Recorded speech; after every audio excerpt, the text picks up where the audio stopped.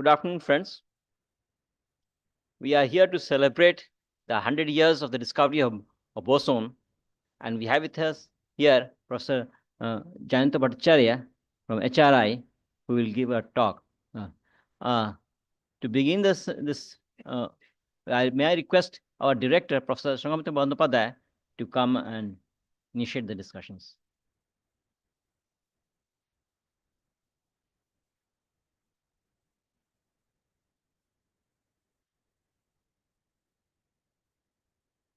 Good afternoon.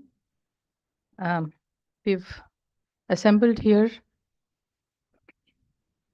to listen to Professor Jayanta Kumar Bhattacharya, who will be speaking on the occasion of the celebration of 100 years of the boson. Professor Shatyen Bose had a very close relationship with this institute. He was the president of the institute from 1967 till 1974. He passed away in 1974. So it is appropriate that in ISI we are having this program, and ISI Alumni Association has organized this. I must thank Professor Srivastav for his initiative in organizing this, and also thank Professor Bhattacharya that he spared time. He has come from HRI Allahabad. Of course, it's called Prayagraj these days, and he will enrich us with his talk. Just one anecdote I remembered about the boson. We were in Germany, and there was a lecture by a Nobel laureate there. I think he was Ketterle, Wolfgang Ketterle, and he worked on one of the major work of Professor Bose, Professor Shatyen Bose, the Bose-Einstein condensate. He explained it very nicely, like what he was doing is something similar to if you have a hot cup of tea or coffee and we blow on it so that we can drink that hot liquid. So he was explaining that, and then this thing came up about Professor Shatyen Bose not having got the Nobel Prize. And if I'm not wrong, it was he who said that a person in whose name half of the particles exists, doesn't need a Nobel. So that was quite interesting. We like that statement very much, listening to that sitting in Germany. But with those very few words, I welcome all of you, and thanks to Professor Bhattacharya once again for having come here, and we look forward to his talk today. Thank you very much.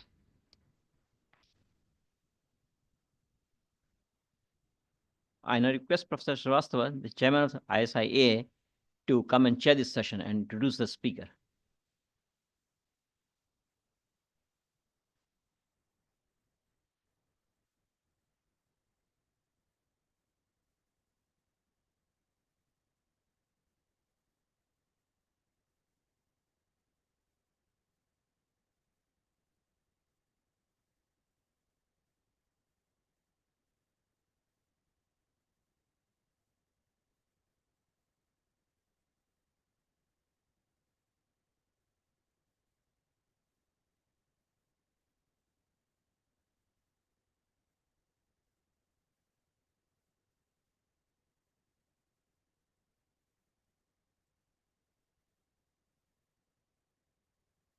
So it is a great pleasure to have Professor Jayanta Bhattacharya here, an eminent physicist.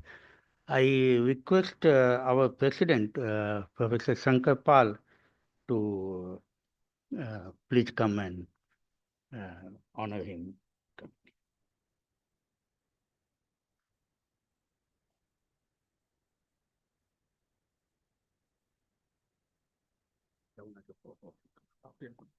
আমার উপরে এসব দায়িত্ব দিলে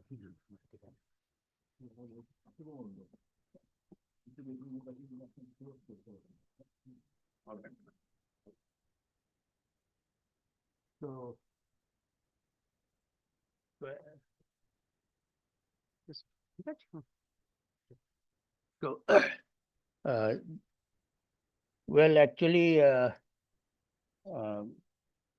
some of the physicists of Calcutta told me that SN Bose was very closely related to ISI. As the director said, he was president of ISI for several years. He was also a very good friend of Professor Mahalnovich, and I'm sure he contributed a lot for the development of ISI. I'm one of the, he was the president when I received the MStat degree, and that was on 31st December 1973. And soon after that, in 74, he passed away. So he was till his life connected with ISI.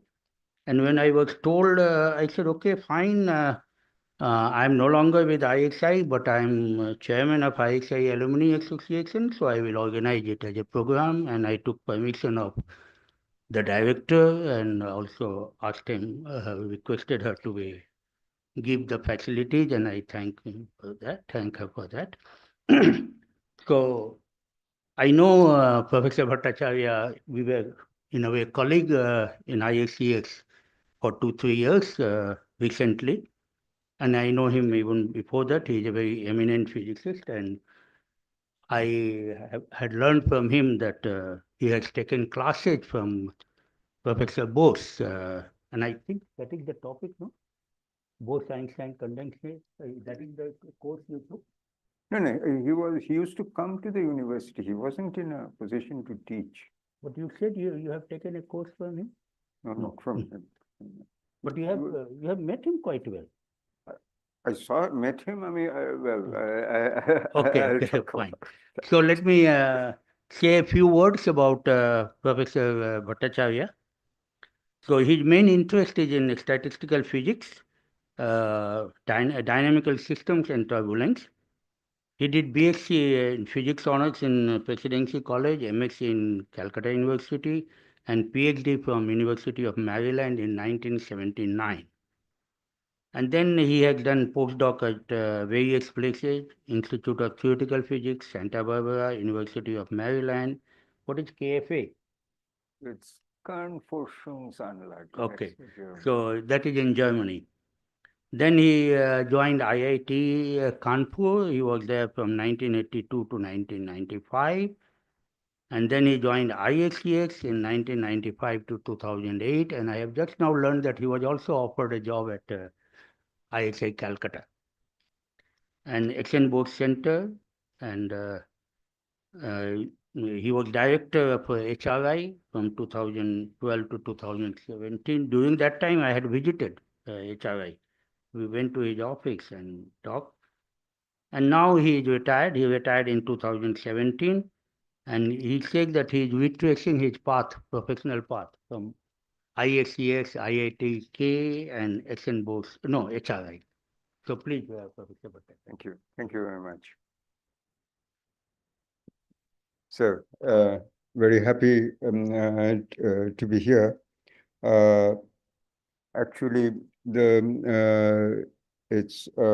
we had the interaction with Professor S.N. Bose was we were MSc students in 73 and 74 in Calcutta University. And there was this Center for Applied Mathematics in Calcutta University, which was, at least from what we saw and the general grapevine, was that not exactly functioning very strongly, but there were a few days in the year, once a month, that Professor Bose came to the institute, and then there was a flurry of activity and so on and so forth. For us, the primary business was that the food that they arranged was very good.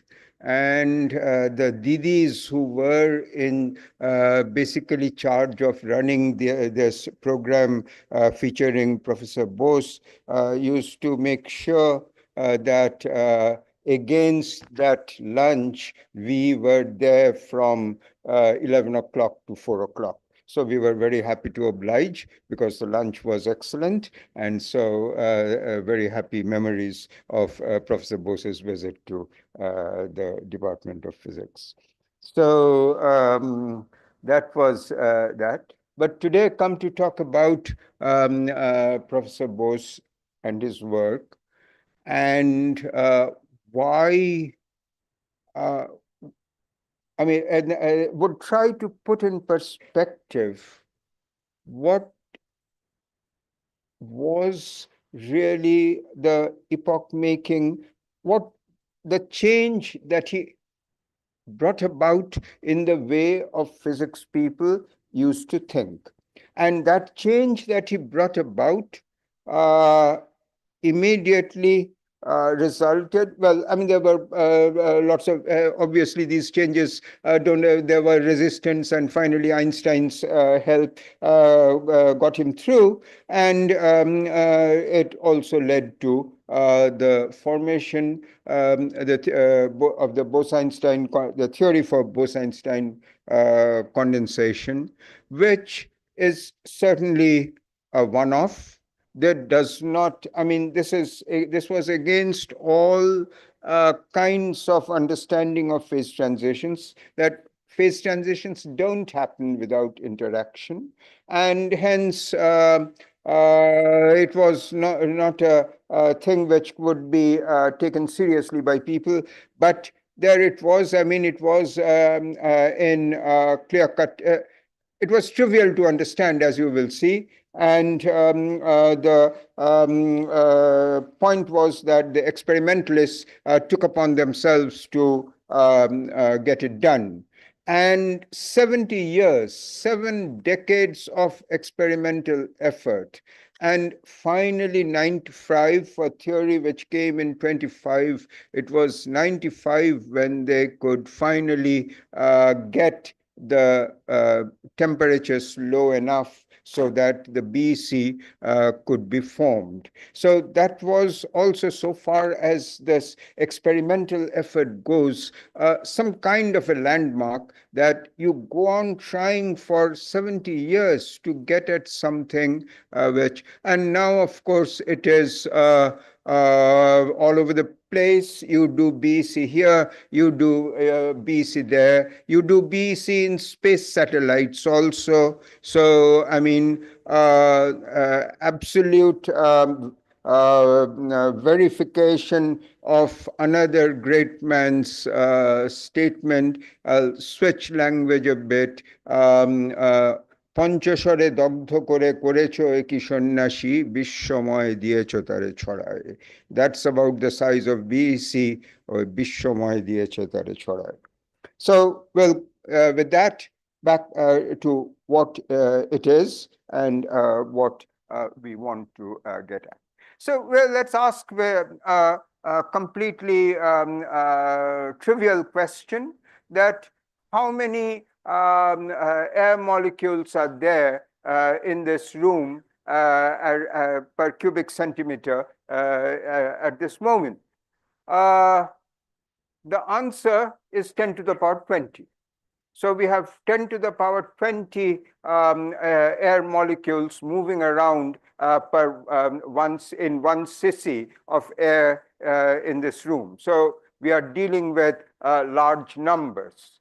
Large numbers are necessary because essentially we'll be talking about things which are thermodynamic, and thermodynamic works with large dimensions. Now comes the next question: are these air molecules interacting or non-interacting? The answer there is one has to hedge one's bet. For you would say that for all practical purposes, they are non-interacting. Now, what in the world does that mean? It means that technically 2 air molecules do attract if they are close enough. So there is So you would say how? All forces in the world have to be real world are electromagnetic, and these molecules are neutral objects, but they have dipole moments. It's the dipole moments which interact, and so when they come close together, the air molecules can interact. But very soon we'll see that close, getting them to be that close is a challenge, and many other things are. So for most practical purposes, you can say, all right, I mean, they are more or less non-interacting, but not quite, because as I said, that this is no longer in the context of BC. Interacting or non-interacting are no longer vague words. You will have to quantify it, because the whole point of BC is that it is all about a non-interacting system. So the other issue is that what's meant by a state of a particle, and that I should make clear that if I'm talking about a molecule and using Newton's law, state means I have to give its position and momentum. That's its state. If I'm using the quantum language, then I talk about its wave function, which gives me the probability of finding it in a small volume at a particular point. So that's the state. There is the classical Newtonian state, there is the quantum state, and depending on the context. All right, now comes the last of it. The pressure of the air in this room is obtained from this formula over here. This is the number of molecules per unit volume, and that's the temperature. This is Boltzmann's constant. This is a macroscopic result. That is, I can measure the temperature. Just give, if you give me a thermometer, I'll hold it and I will figure out what the reading will tell me what the temperature is in this room over here. So this is macroscopic, something you and we can all do. The other is the mean square velocity of an air molecule in this room. And this is the air molecule, something which is of the size of angstroms, a few angstroms. You have the formula which tells you at a temperature T what its velocity is, but it is not something that we can appreciate, or it exists, but it exists in essentially at a different scale than this pressure over here. So there will be this throughout the next half an hour or more, a little more, interplay between these macroscopic and microscopic business. Now, what's the theory behind the everyday world? How do we go about it? So it's Newton's law. Normal life is dominated by Newton's law. But you see, at the end of the day, post-1930s, the story is that it is only a limiting case. There are two different kinds of particles, which one calls fermions and bosons. They come in, these two varieties are that in a given microscopic state, which in the quantum language means that with the same wave function. In classical terms, it would mean at the same x and p. But the same wave functions is the more accurate way of talking about it. It's a state would be described by the wave function when it is in this fermion and boson thing. And that state would have to make a transition as the system size becomes big to the Newtonian state. The Newtonian picture is obtained as a certain limiting condition, which is, as it turns out, very easy to meet. So classical, as I said, classical dynamics governed by Newton's law, which all of you know. Quantum dynamics, the state changes with time, but the state is what is the state? It is linked to the position and describes what is the probability of finding a particle at that point in space. So, and everyday life seems to be completely Newtonian. And then the question is why? So, all right, what is going to determine that whether you are going to obey quantum mechanics or classical mechanics? So, quantum mechanics, as I said once again, these particles are there is a characterization of these particles as you can look upon them as waves. You can think of the more, because it's actually so small and does not really have the particle behavior which we are accustomed to. It can be thought of as having a wave associated with it. That is what de Broglie suggested in 1925, I think, and gave the connection. What is the wavelength of the wave associated with it with the classical picture of momentum associated with it? So here is, if the momentum is this, the wavelength is this. So estimate the momentum. At any given temperature, you get this rough estimate, square root of mkt. That's the momentum. Out of that, you can get lambda. H is a universal constant whose value is known from the radiation days. And now, if the number density of the gas is n, there is an immediate length scale with that, which is the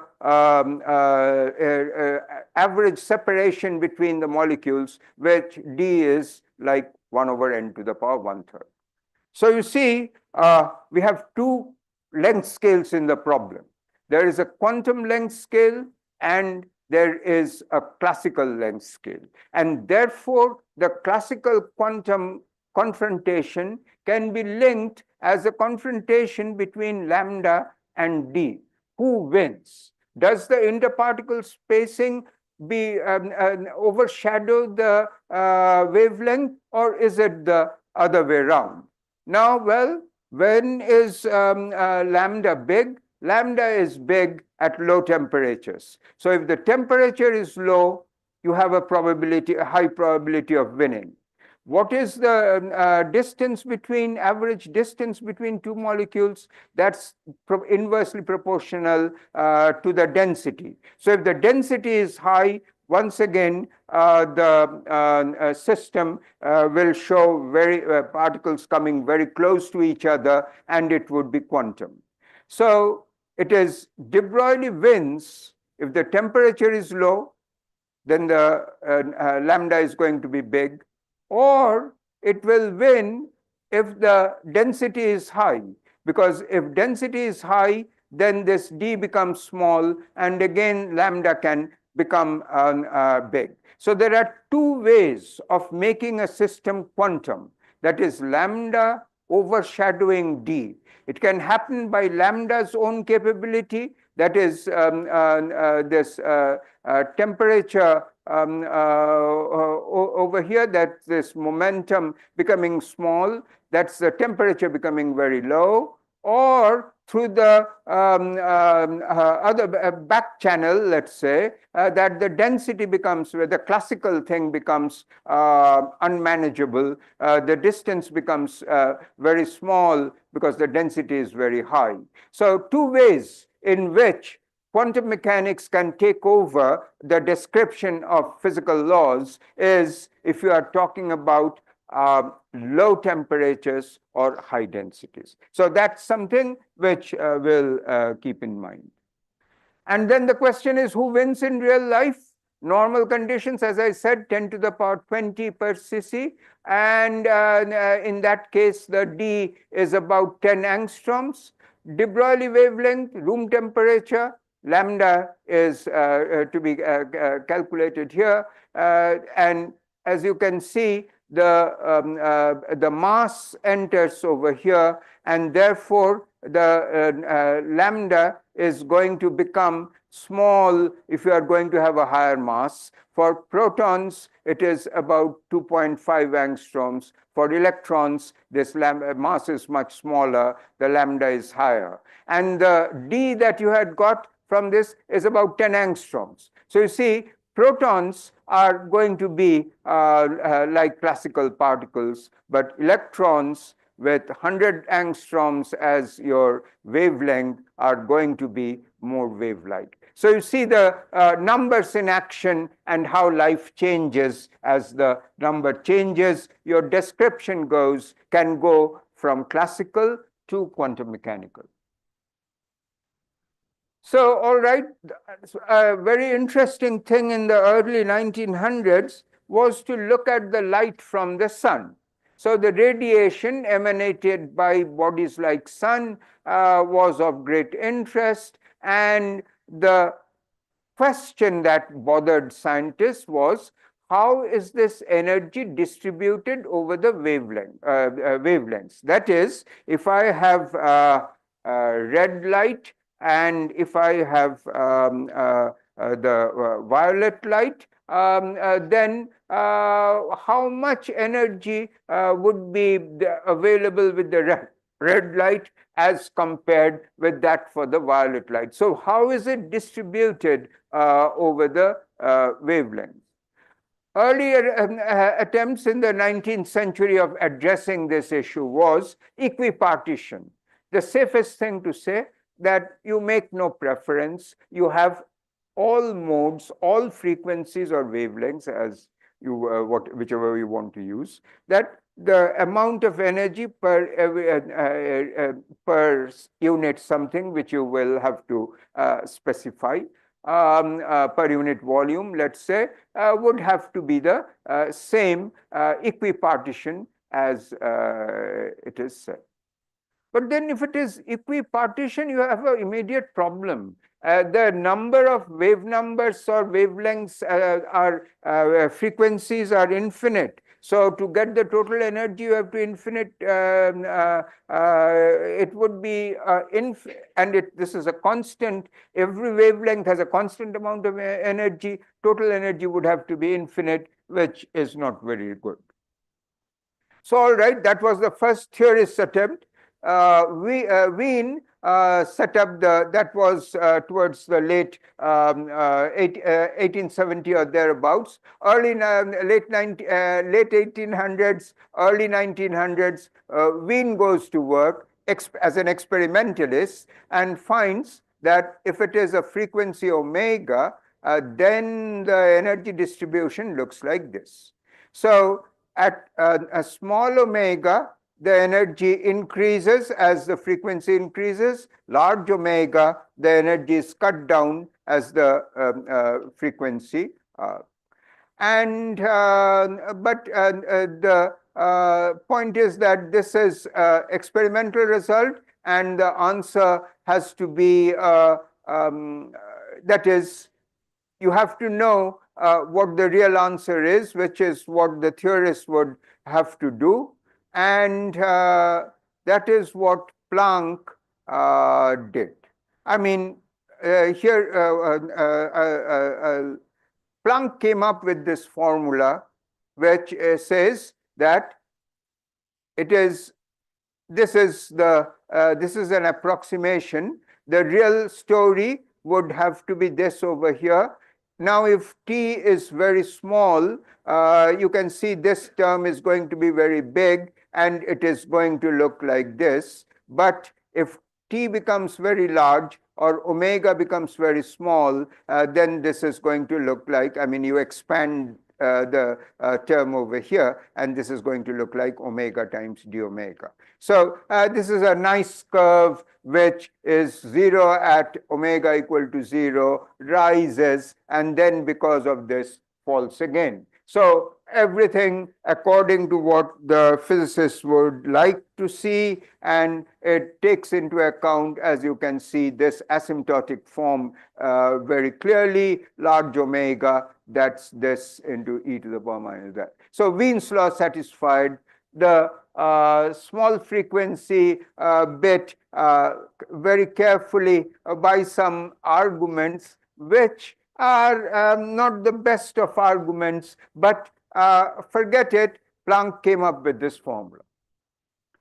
At the end of the day, the correct description is really that he came up with this formula. There really was no logic. So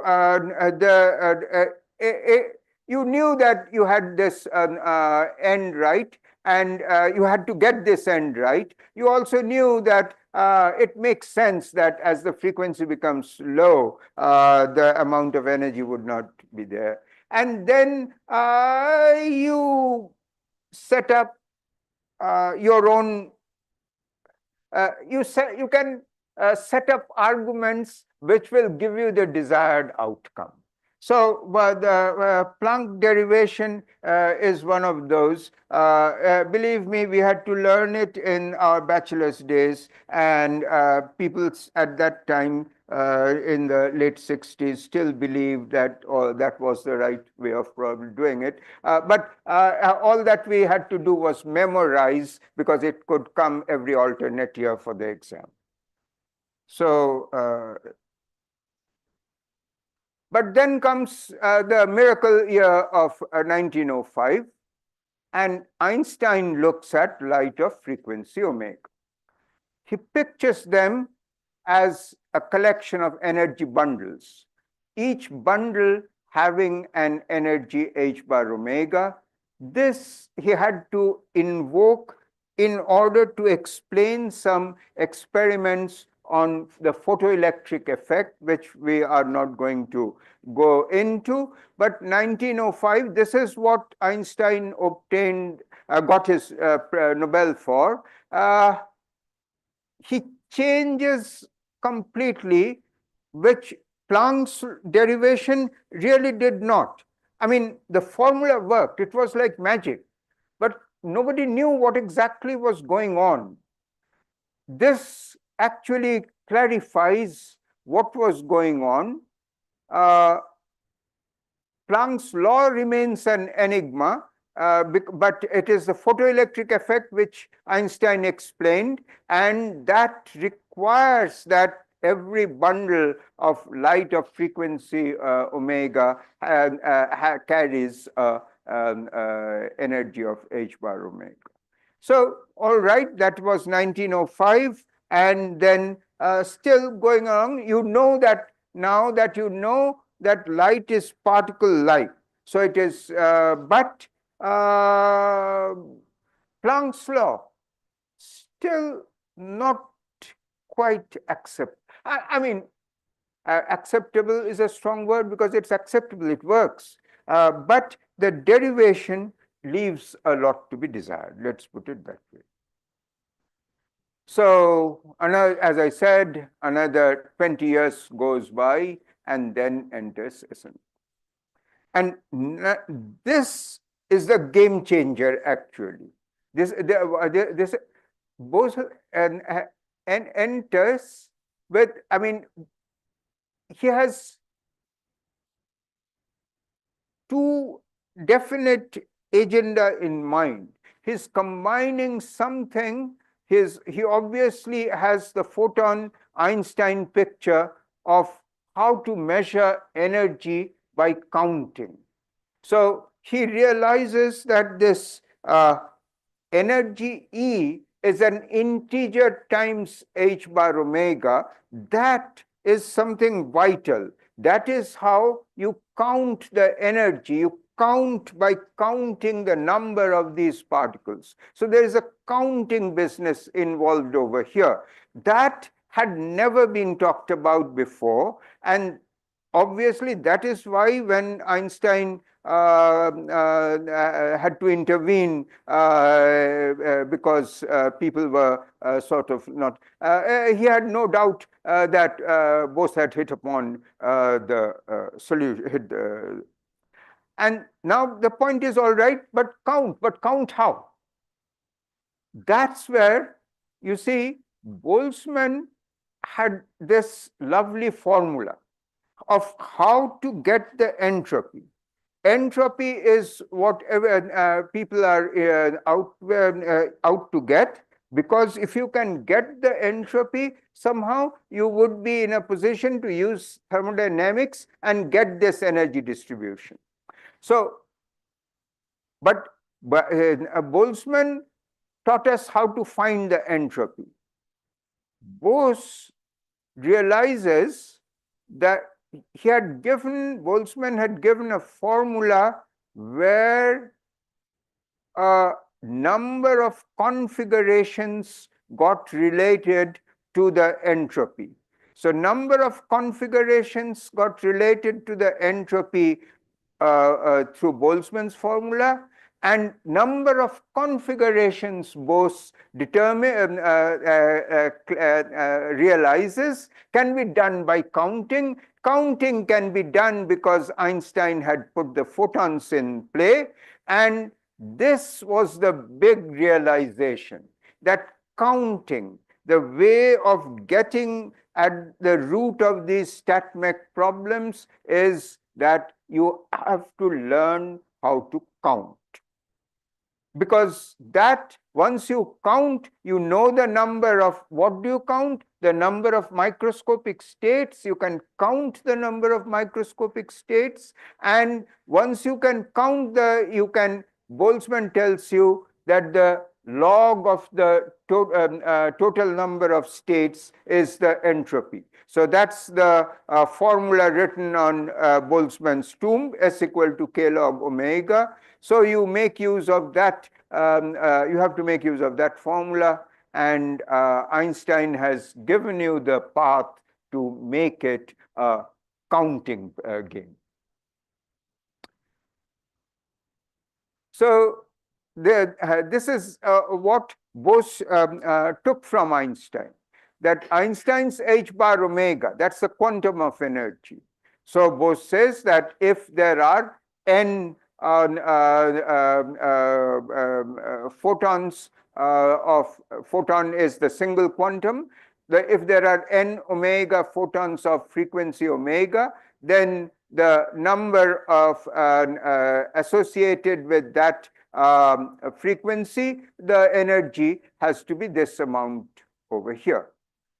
The next thing which Wien's law essentially and Planck's distribution told you as well, that the number of modes of vibration around a particular frequency is this number, omega squared d omega.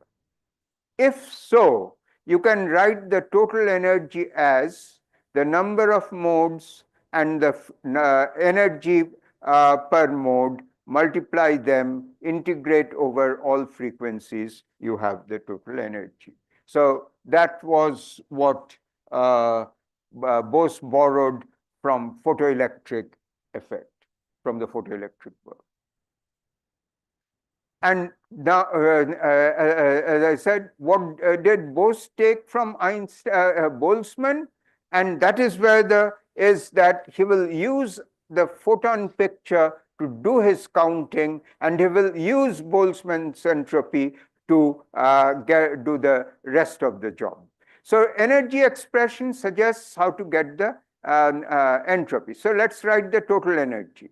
The total energy is going to be, if there are the Ni particles have an energy of epsilon I each, then the total energy is going to be this sum over here. And now you need to know how many states microstates are there with energy epsilon I. So that's the next big thing, that you have to introduce the degeneracy of the ith state, which essentially means in ordinary language that how many microstates do I have with energy epsilon I. The energy has been sort of continuously distributed. I have broken it up. Epsilon 1, epsilon 2, all very near, closely spaced, but it's epsilon 1, epsilon 2, epsilon 3, and so on. And now you need to know with epsilon 1, with epsilon 2, how many microstates are there. And he says, let's say, he does not commit, he says, let's call it GI. The number of microstates which are associated with this energy epsilon I. And now he asks the question that in how many different ways Ni identical particles can be placed in Gi identical boxes. The Ni particles each have an energy epsilon I. So but the combinatoric problem that he suggests that he has to solve is that Ni identical particles, and they have to be put in Gi identical boxes, and how do I solve it? Remember that G and G minus 1 or G plus 1 are the same. G runs into several millions. So the argument, I'll just tell you, it's you're all familiar. These dots over here are the particles. These are the Ni particles over here. And where are the boxes? The boxes are the lines.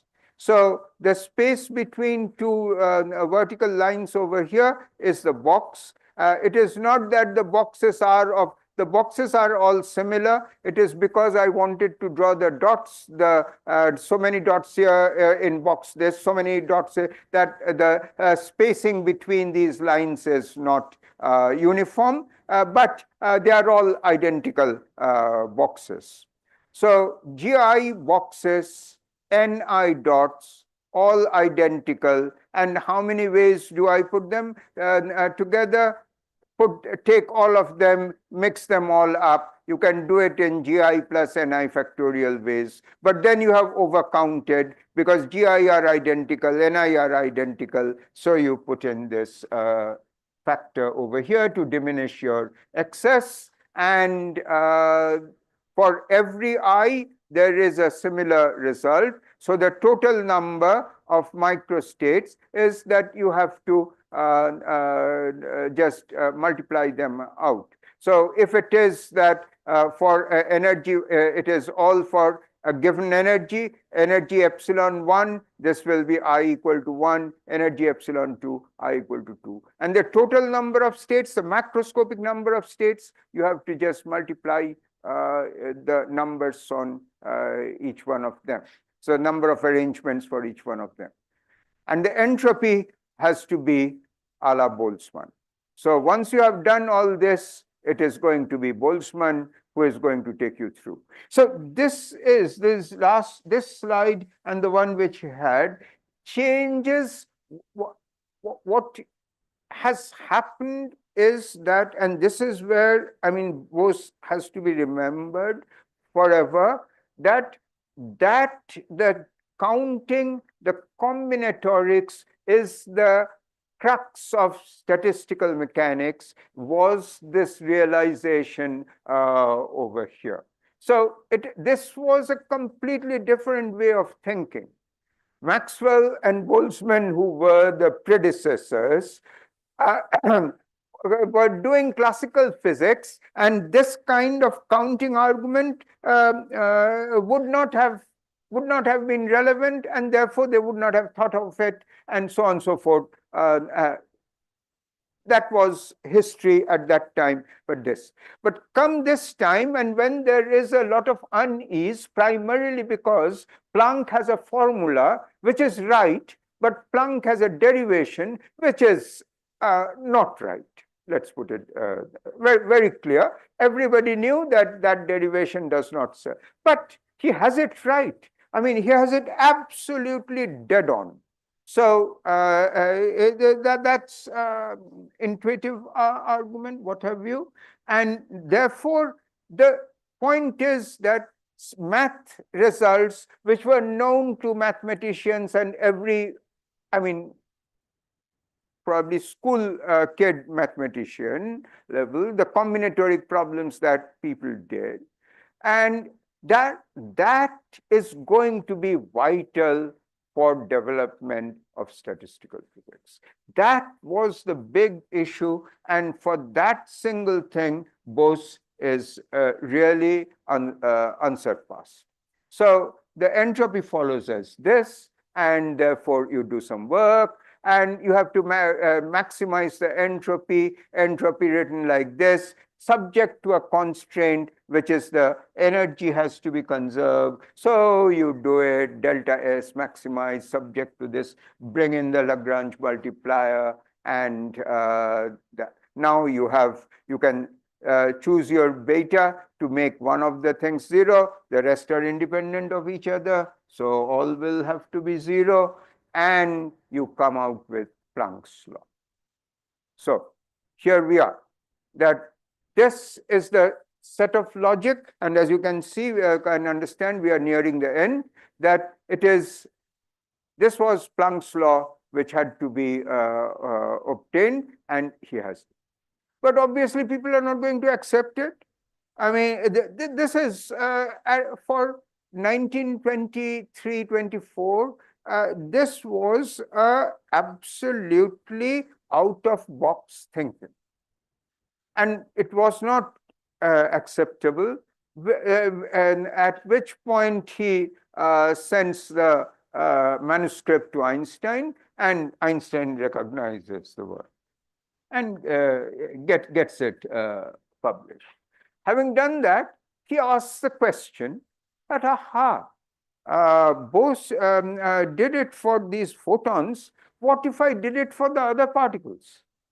The other particles would mean that I have a second constraint, that Bose worked under the constraint that the energy is constant, E is constant, and therefore this is the constraint that you would have to satisfy. You would maximize this under this constraint. But what if the number is constrained? If the number, if I'm dealing with actual number of oxygen molecules or nitrogen molecules, numbers would be conserved. The number conservation would have to be there, and you would require another similar, without equation, without the h bar omega, and therefore you would require another multiplier. So that's what happens. He asks that what if the particles have finite mass, rest mass, and you need a particle constant. He works it out, and there you are. He gets what this result is. The difference is the mu was 0 for Bose, and it is now, because the number is being conserved, there is a mu over here, and you will get the two unknowns, beta and mu, would have to follow from the total number of particles and the total energy of the particles. So this was Einstein's follow-up on the Bose paper.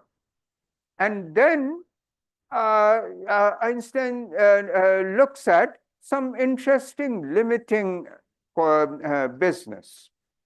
So he says, all right, how do I get the, as what I mentioned a minute ago, that I have to get these, get this mu out. How do I get it out? The constraint, the total number of particles are constant, and therefore if you integrate over all energies, you will get the total n. All right. So that's you do this integral over here. What this integral is going to depend on is beta and mu, and therefore you would once you have done the integral, and you will be getting mu as a function of temperature and the number density n over v. Catch minor, you can't, not exactly doable in d equal to 3, can be exactly done in d equal to 2 actually, but not in d equal to 3. So therefore, what? I mean, this would have to be numerically done, or I mean, you use some expansions. Expansions in what? So, I mean, this was not a numerically done time, and you had to do some expansions. You had to look at some limiting behavior. So you say, all right, what if beta mu is large and negative? So what if beta mu is large and negative? Then you say, aha, then this there is a big number over here, and this 1 is of no importance. So I can drop the 1, and e to the power beta mu becomes this n, and times what this integral now is a trivial integral. It is exponential, it is e to the power half and exponential minus beta e, integrated standard gamma function. So you know that if, but also something else, that if I say mu is large and negative, what does this distribution become? It becomes the Maxwell-Boltzmann distribution. And therefore, you see, it goes back to where we started, that this is the way the world has to work for particles which obey Bose-Einstein statistics.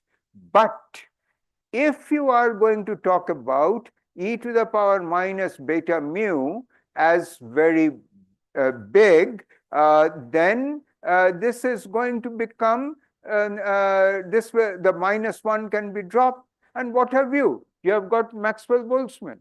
So the Maxwell-Boltzmann is a limiting case of this formula over here.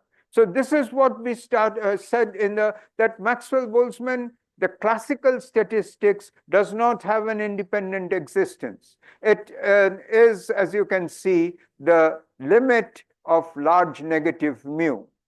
Now, what about there are, just to make it clear that this is only half the story, that there is the other kind of particles where it is a +1, which is the Fermi particles, fermions. But then the same argument holds whether it is a +1 here or -1 here, mu large and negative takes you back to Boltzmann. So there are only two statistics in this world. There is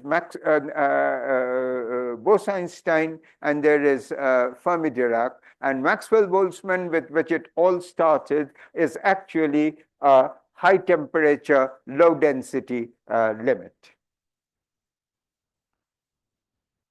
All right. Now comes the last bit of that. What if this mu became 0?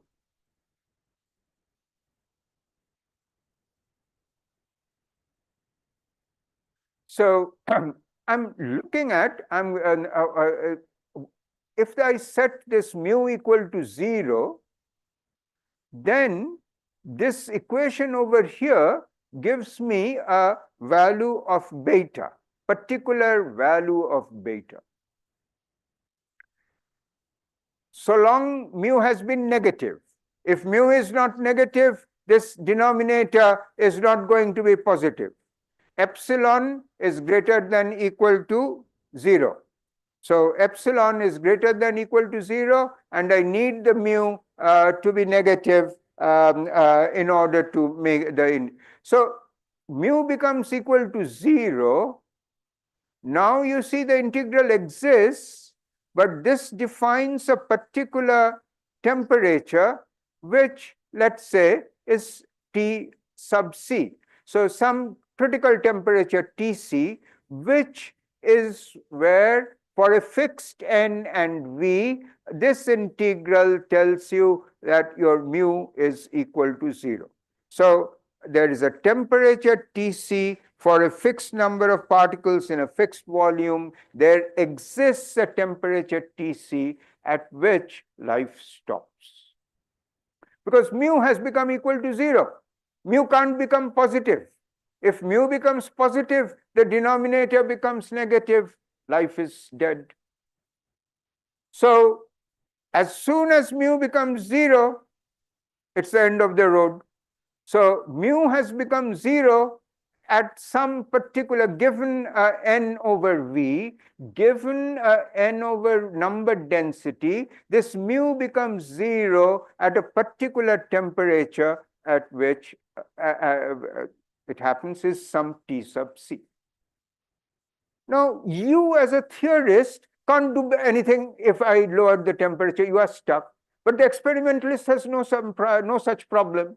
Experimentalist, if this happens at 1 degree Kelvin, the experimentalist will happily lower the temperature to 1 millidegree Kelvin. What's going to happen to you? Your integral is gone. And therefore, you don't know what's happening to the system. And so Einstein has the answer to that. He says that, all right, if T becomes less than Tc,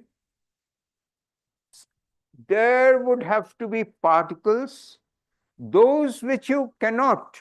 You are at some temperature T which is below Tc. The number of particles that you can settle, you set T mu equal to 0, T equal to Tc, and the n that you get out of that is some particular number. Your n happens to be greater than that. But now the temperature can be lowered. You can easily lower the temperature. How are you going to make two sides meet? Then you say that, look, this mu, I don't do anything about it. You just stays there at T equal to 0, stays there at the value 0. But then how do you get, I mean, the integral is smaller than n, this result of this integration. So you say, fine, I'm not worried about that. Look, if I put all the others in epsilon equal to 0, then they have no measure.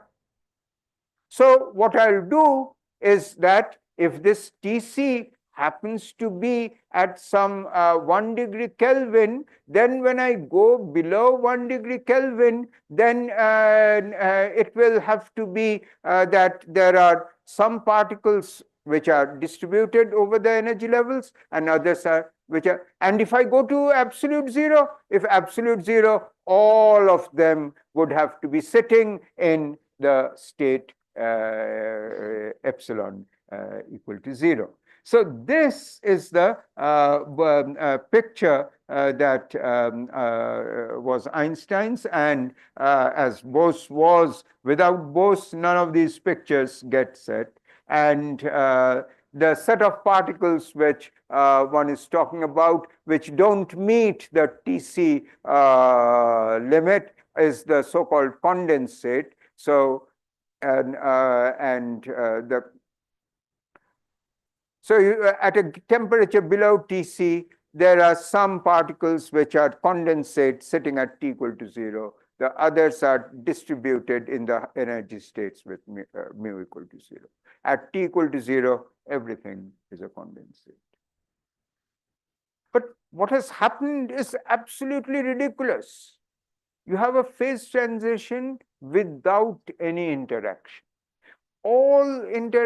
People have been studying phase transitions. People have, there were, I mean, theorists who looked at this. Van der Waals in the 1880s started writing down equations of state which effectively mirrored interactions. Van der Waals did experiments which demonstrated where his equation is right and where it is wrong, everything, but without interaction. Here is a phase transition going on without any interaction at all. And that's absolute stunner. Absolute. And that is why for 70 long years, I mean, generally the domain is this, and Jones, forget that you simply could not, I mean, you started doing this, that the experimentalists started looking for it. But you see, it is, you're almost looking for a needle in the haystack.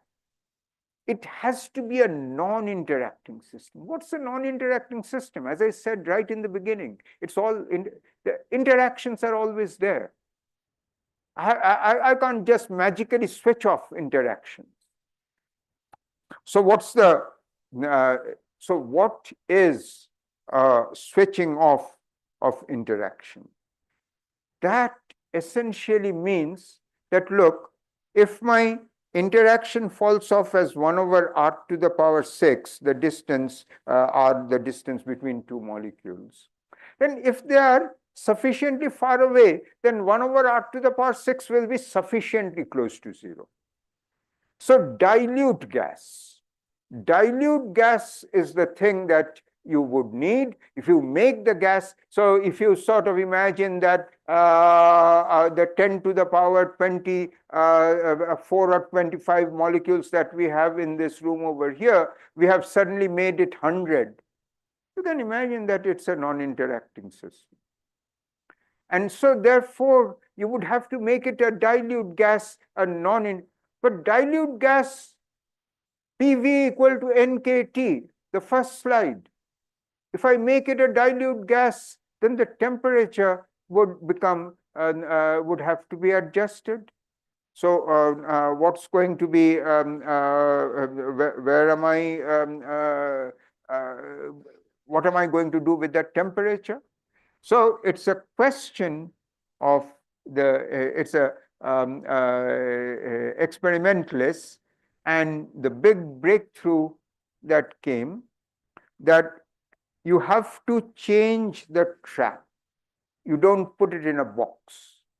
You confine it by a potential. The potential has to be a simple harmonic potential, and the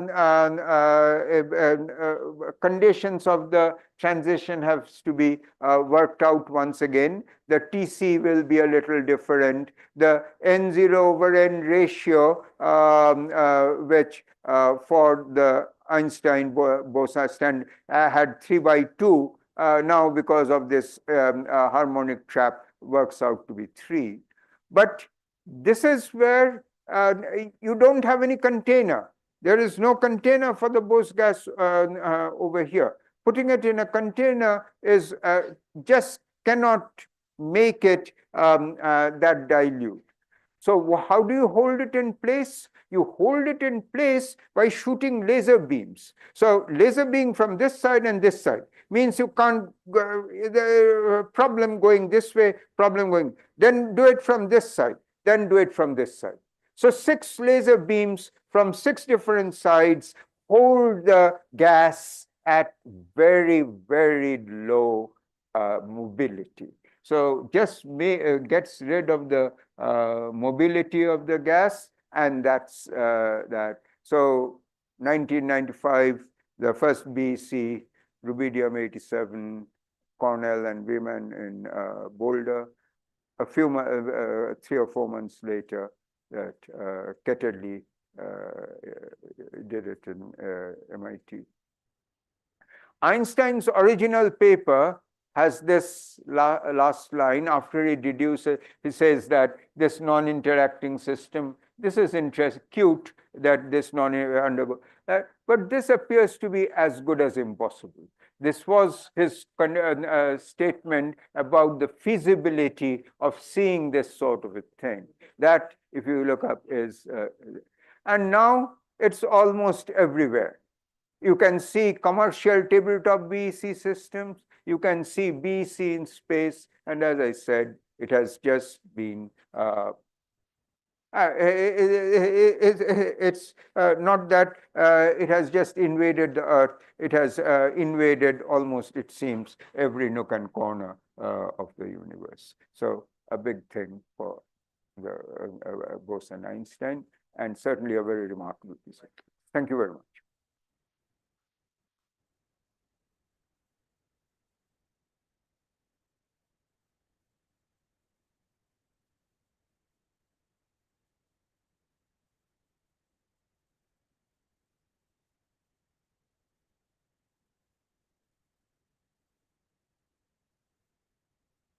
Any question? Comments or anything? Okay.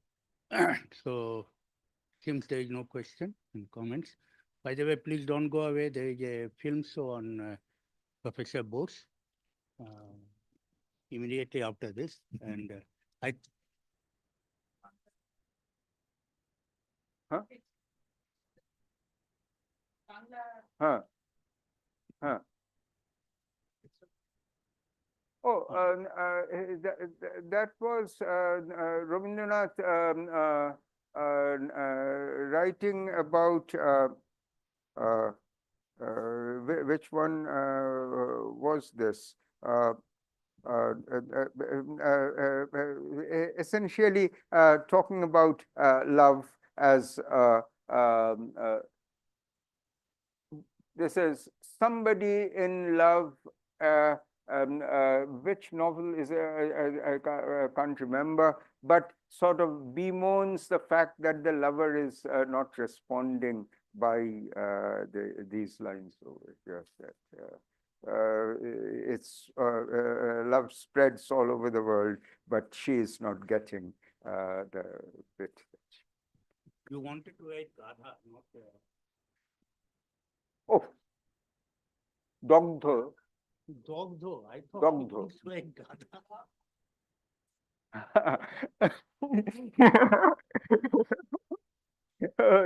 Oh God, that would be tremendous.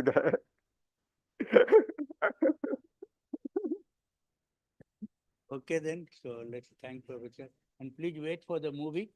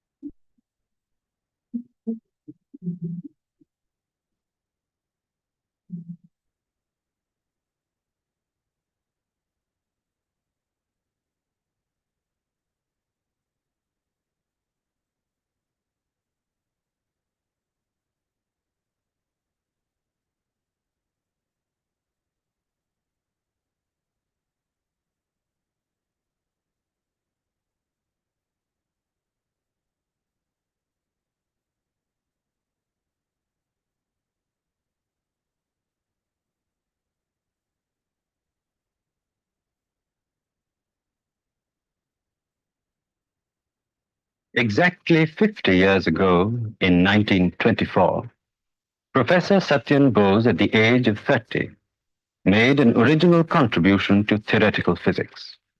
His work assisted and even inspired many brilliant scientists of that time.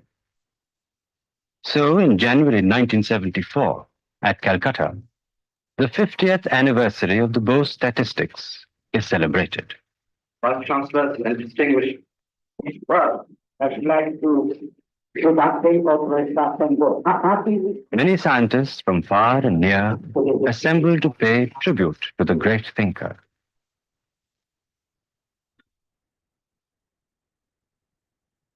Sri Subramaniam inaugurates the seminar and dwells on the far-reaching effects of his work published 50 years ago. He says, "It is indeed a pleasure and privilege for me to associate myself with the seminar. 1974, which marks the 50th anniversary of Bose statistics, is a year of special importance to Indian science." Professor Bose acknowledges tributes from his compatriots. Gentlemen, I'm deeply grateful to our President for having permitted me to speak here. I feel very grateful and at the same time overwhelmed at this great honor that you have done me. But after all, if one has lived through so many years of struggle, if at the end he finds that his work has been appreciated, he feels that he doesn't need to live long. I suppose this is a peaceful end to a long day. Thank you.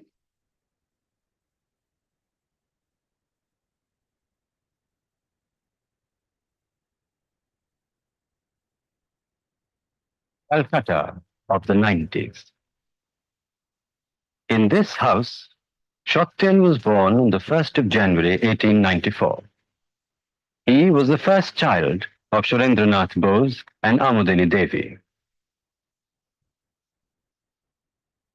Shaktian, even in his early years at the Hindu school, showed an original mind. The mathematics teacher awarded Shaktian 110 marks out of the maximum of 100 because all questions set, including alternatives, had been answered correctly, each in a novel way.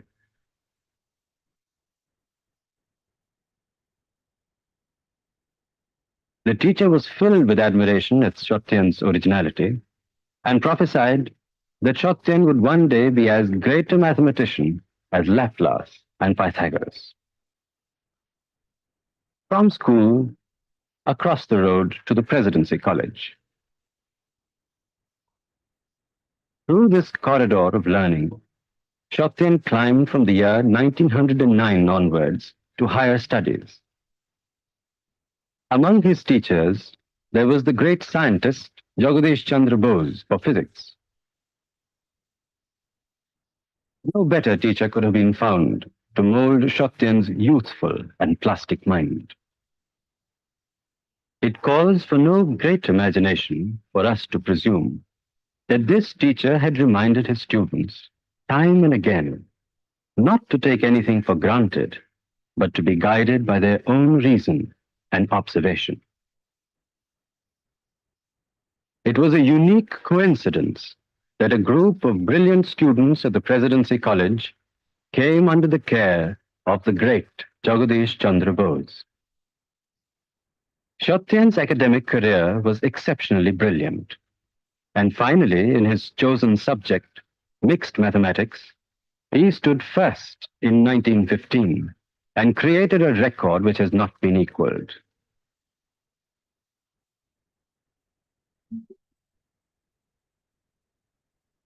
In 1917, Sir Ashutosh Mukherjee, the famous educationist, appointed Shaktian a lecturer in the newly founded College of Science of the Calcutta University.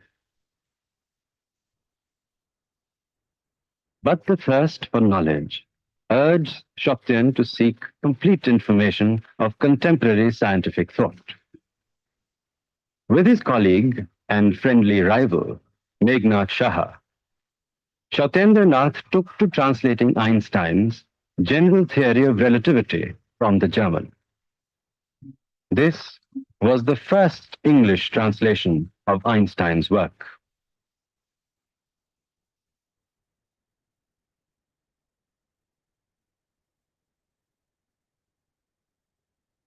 In 1921, Shaktian Bose left Calcutta for the Dhaka University as a reader in physics.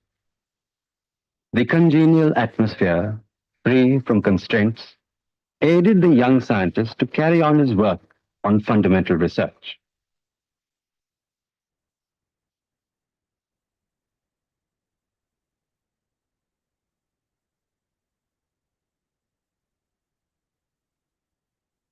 Two years later, in 1924, Bose, just a reader, sent his first major contribution to Einstein on Planck's law and light quanta hypothesis. Einstein regarded Bose's paper as a significant step forward in the field of theoretical physics. Einstein appreciated the originality of young Bose's derivation, and he forthwith translated the paper and saw that it was published in the foremost scientific journal of Germany. Thus, Bose joined the scientific thinkers of his day.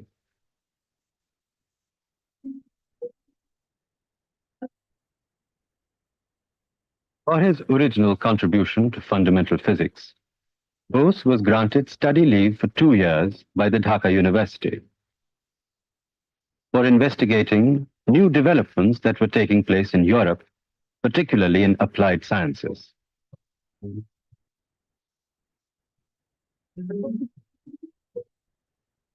In October 1924, Bose arrived in Paris, from where he writes to Einstein to know the master's opinion of his second paper, entitled Thermal Equilibrium in Radiation Field in Presence of Matter.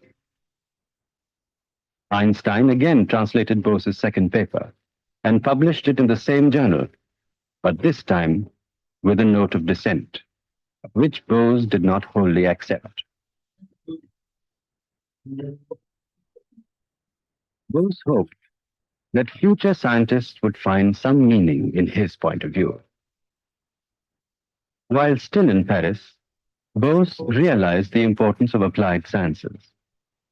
He had the privilege of working in Madame Curie's laboratory, also in the X-ray laboratory of Maurice de Broglie.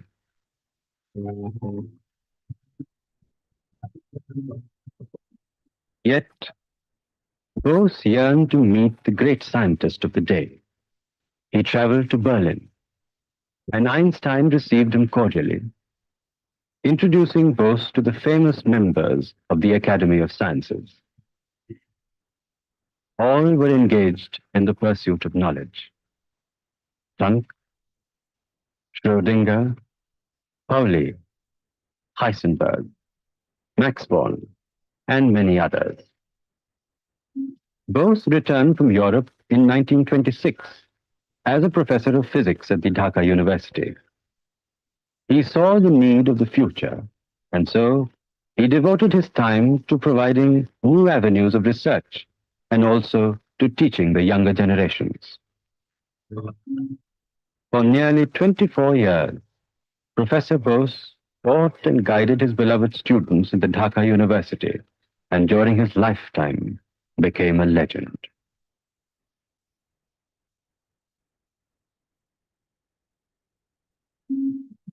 In 1945, back to Calcutta University, his alma mater, as Khaira Professor of Physics. Professor Bose formed a group of students of different branches of physics. He initiated research on thermoluminescence and designed an original type of spectrophotometer. Equally competent as a theoretician and an experimentalist, Professor Bose would take nothing for granted in regard to laboratory procedures. Make your own instruments, the professor told his students. Never mind if suitable instruments can be got from abroad. By designing and making your own, you have a clear idea of the problems.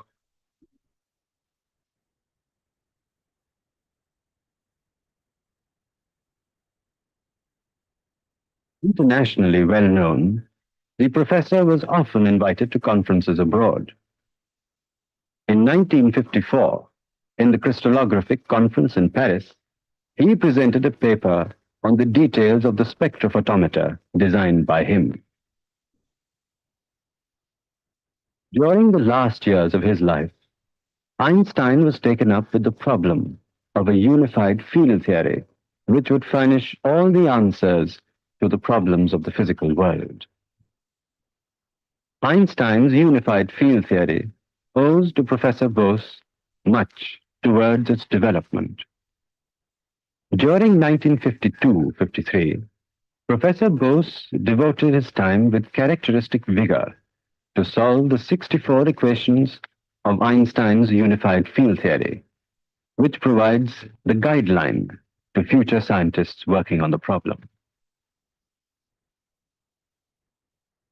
The years of work were occupied by Professor Bose on diverse problems. His papers were published from 1917 to 1955 in important scientific journals of the world.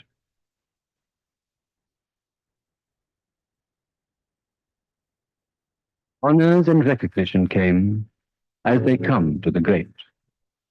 Professor Bose was the General President of the Indian Science Congress in 1944.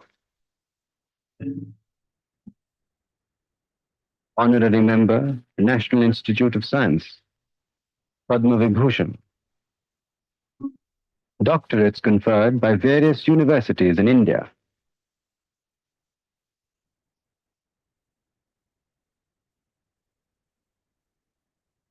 And at last, in 1958, Professor Bose was honored by the Royal Society of England with a fellowship. The professor never yearned for formal recognition.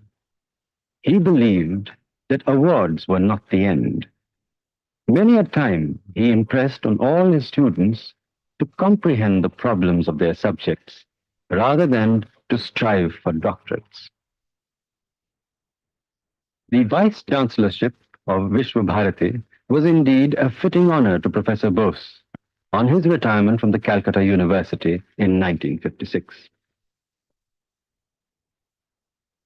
As far back as 1937, Rabindranath Tagore dedicated his work, Vishwa Parichay, to Satyen Bose, in recognition of his efforts to popularize science through Bengali. The Bangya Vigyan Parishad was founded by Professor Bose in 1948. So he endeavored ceaselessly to impart scientific knowledge through the regional language of Bengal. This was very dear to his heart. আজকের দিনে আমাকে তোমরা নানাভাবে সম্বর্ধনা জানিয়েছো, ভালোবাসা দিয়েছো। আমি যে জীবনে মাতৃভাষার জন্য, বিজ্ঞানের জন্য, দেশের স্বাধীনতার জন্য যা অল্প কিছু করেছি, তার সকল পরিমাণে তোমরা আমাকে সম্মান জানিয়েছো। এটা আমার জীবনের একটা বিশেষ স্মরণীয় দিন, যে সকলে মিলে তোমরা মেনে নিয়েছো যে এই দেশের মধ্যে বিজ্ঞানের চর্চা করতে গেলে মাতৃভাষায় বিজ্ঞান চালাতে হবে সর্বক্ষেত্রে।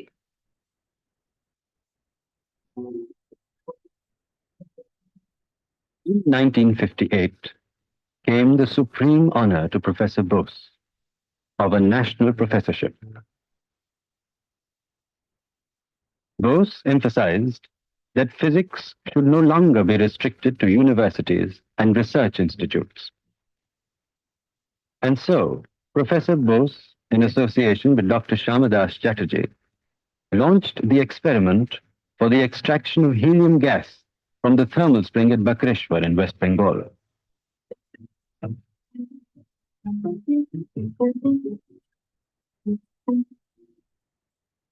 Helium gas is very rare, with many uses in modern technology.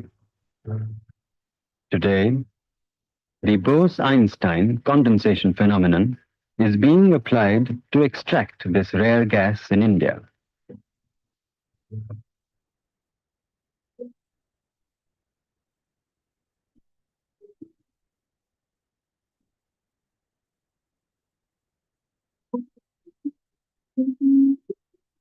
Man of learning is also deeply human. He is equally at home with prominent people as with his friends who may not be so well known. Happy both in company and in solitude. Humble in his humility. Bose never did strive for fame.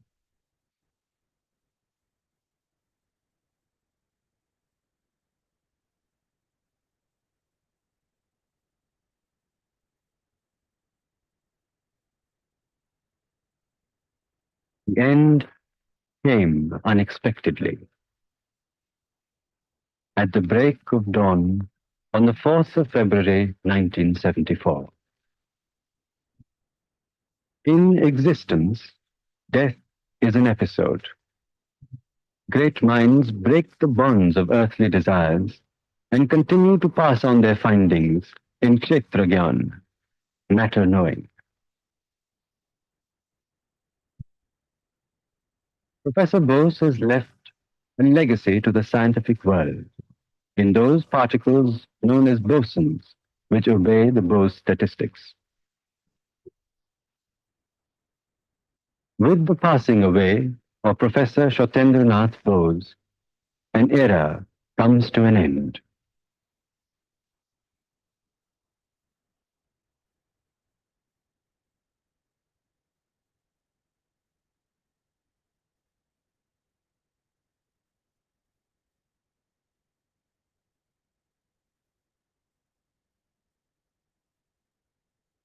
A great physicist he certainly was.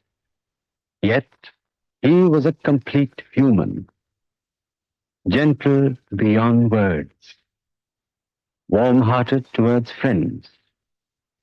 He was unassuming and unpretentious, and gave no indication of his scholarly achievements.